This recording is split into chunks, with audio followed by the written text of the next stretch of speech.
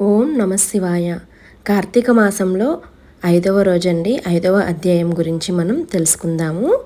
కార్తీక వనభోజ మహిమ గురించి వశిష్ఠ మహర్షి జనక మహారాజుతో ఇలా చెప్తున్నాడు. కార్తీక మాసంలో శాస్త్రం చెప్పిన విధంగా స్నానం చేసి దీపారాధన చేసిన వారికి కలిగే పుణ్యం గురించి చెప్పటం 4 తలలు ఉన్న బ్రహ్మదేవుడికి సైతం సాధ్యం కాదు. మనిషి చేసే పాపాలన్నిటినీ పోగొట్టే శక్తి కేవలం కార్తీక వ్రతానికి మాత్రమే ఉంది. ఈ మాసంలో విష్ణుమూర్తి దేవాలయంలో ఎవరైతే భగవద్గీత పారాయణ చేస్తారో వారి పాపాలన్నీ పాము కబుసం విడిచినంత తేలికగా మనిషి నుంచి వీడిపోతాయి. ప్రత్యేకంగా భగవద్గీతలోని 10-11 అధ్యాయాలు పారాయణ చేస్తే మరింత ఉత్తమ ఫలితం కలుగుతుంది. వీరు వైకుంఠ క్షేత్రపాలకులుగా నియామకం పొందటానికి అర్హత కలుగుతుంది. ఎవరైతే కార్తీక మాసంలో తులసి దళాలు గన్నేరు పూలతో విష్ణు పూజ చేస్తారో వారు వైకుంఠానికి చేరుకొని విష్ణువుతో సమానమైన భోగాలు అనుభవిస్తారు.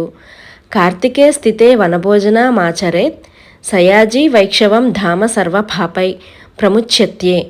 కార్తీక మాసంలో ఎవరైతే వనభోజనం చేస్తారో వారు అన్ని పాపాల నుంచి విముక్తి పొంది విష్ణులోకాన్ని చేరుకుంటారు. జపం, హోమం, పూజ, బ్రాహ్మణ భోజన, తర్పణాలు చేసిన ఫలితంతో పాటు నీచుల సంభాషణలు విన్న పాపం కూడా తొలగిపోతుంది. కాబట్టి కార్తీక మాసంలో వనభోజనం తప్పనిసరిగా చెయ్యాలి. అన్ని రకాల వృక్షాలతో పాటు ఉసిరిక చెట్టు కింద వనాన్ని మాత్రమే వనభోజనాలకు ఎంచుకోవాలి. ఉసిరిక చెట్టు కింద సాలగ్రామాన్ని ఉంచి విష్ణు స్వరూపంగా భావించి అర్చనలు చెయ్యాలి. బ్రాహ్మణులను పిలిచి వారికి కూడా అన్ని విధాలైన మర్యాదలు చేసి ఉసిరిక చెట్టు కిందే వారికి భోజనం పెట్టి దక్షిణ తాంబూలాలతో సత్కరించాలి. ఇలా చేసిన వారికి అన్ని సమయాల్లో చేసిన పాపాల నుంచి విముక్తి లభిస్తుంది. జనక మహారాజా, కార్తీక మాస వ్రత మహత్యాన్ని వినటంతోనే తన పాపాల నుంచి విముక్తి పొందిన దేవదత్తుడనే వ్యక్తి కథ చెబుతాను విను అంటూ వశిష్ఠుడు దేవదత్తుడి కథ చెప్పడం ప్రారంభించాడు. దేవదత్తుని కథ మొదలు. పూర్వం కావేరీ నదీ తీరంలోని ఓ చిన్న గ్రామంలో దేవశర్మ అనే బ్రాహ్మణుడు ఉండేవాడు. అతడు ధర్మాన్ని తూచా తప్పకుండా ఆచరించేవాడు. నిత్యం దైవతారాధన విడిచిపెట్టకుండా చేసేవాడు. అతడి కుమారుడు దేవదత్తుడు తల్లిదండ్రుల గారవం, చెడు స్నేహాలు తదితర కారణాల వల్ల దేవదత్తుడు దుష్ట ప్రవర్తన అలవాటు చేసుకున్నాడు. ఇది అది అని చెప్పడానికి వీలు లేకుండా అన్ని విధానాలైన చెడు పనులు చేసేవాడు. కుమారుడు చేస్తున్న పనులు వింటున్న దేవశర్మ ఎంతో బాధపడేవాడు. ఎలాగైనా తన కుమారుడిని మంచి మార్గంలోకి తీసుకురావాలని ప్రయత్నం ప్రారంభించాడు. ఓ రోజున కుమారుడిని పిలిచి, నాయనా, నీ దుర్మార్గ ప్రవర్తన గురించి మన ఊరంతా చాలా చెడుగా చెప్పుకుంటున్నారు. నీ ప్రవర్తన వల్ల నేను నలుగురిలో తలెత్తుకొని తిరగలేకపోతున్నాను. నన్ను నిలదీసి అడుగుతున్నారు. నేను వారికి ఏ విధమైన సమాధానం చెప్పలేకపోతున్నాను. ఇక నుంచి నువ్వు చెడు సావాసాలు విడిచిపెట్టు, అందరితో మంచిగా ఉండు. ఈ రోజు నుంచి కార్తీక మాసం ప్రారంభం అవుతుంది. నీవు వేకువజామునే నిద్రలేచి సంకల్పం చెప్పుకొని కార్తీక స్నానం చెయ్యి. నిత్యం శివాలయానికి వెళ్ళి దీపారాధన చెయ్యి. దీనివల్ల నీ పాపాలన్నీ తొలగిపోయి మోక్షం పొందుతావంటూ అనేక విధాలుగా బోధ చేశాడు. అన్నీ విన్న దేవదత్తుడు వెటకారంగా నవ్వుతూ, నాన్న, స్నానం చేస్తే ఒంటికి ఉన్న మురికిపోతుంది కానీ పాపాలు ఎలా పోతాయి? పూజలు చేయగానే భగవంతుడు కనిపిస్తాడా? దేవాలయంలో దీపం వెలిగిస్తే పుణ్యం ఎలా వస్తుంది? ఆ దీపాలు ఇంట్లో వెలిగిస్తే కనీసం వెలుగైనా వస్తుంది అంటూ తండ్రిని ఎగతాళి చేస్తూ వికటంగా సమాధానాలు చెప్పాడు. కుమారుడు సమాధానం విన్న దేవశర్మకు తీవ్రమైన కోపం వచ్చింది. కార్తీక మాస వ్రత మహత్యాన్ని తూలనాడినందుకు తండ్రి మరింతగా మండిపడ్డాడు. అరణ్యంలో ఎలుక రూపంలో జీవించు అంటూ కుమారుడికి శాపం ఇచ్చాడు. దీంతో దేవదత్తుడికి జ్ఞానోదయం వచ్చింది. తప్పు మన్నించండి అంటూ తండ్రి పాదాల మీద పడి వేడుకున్నాడు. అజ్ఞానంతో దైవాన్ని దైవంతో సమానమైన మిమ్మల్ని ఎంతగానో దూషించాను.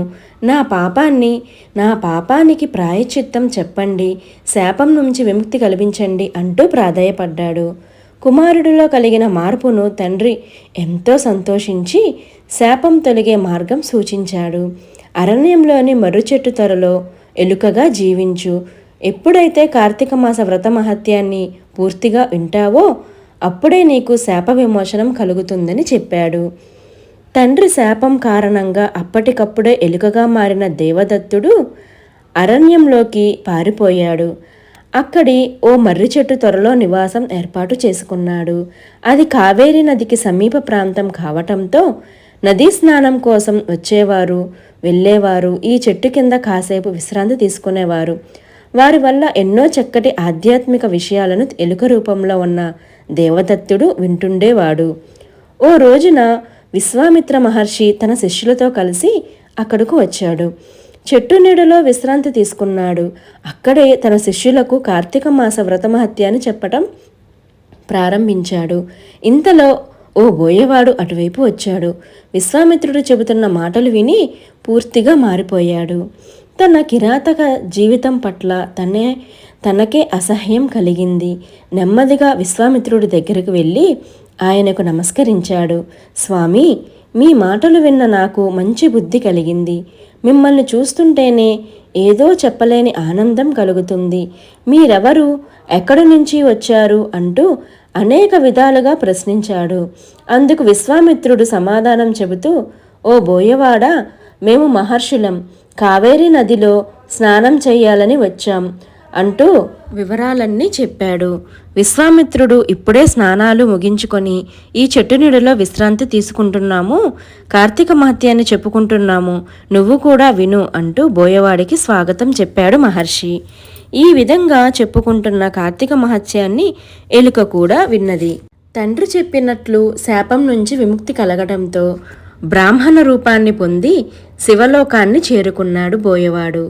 బోయవాడు కూడా క్రమం తప్పకుండా కార్తీక వ్రతం చేస్తూ మరణించిన తర్వాత ఉత్తమ లోకాలు పొందాడు.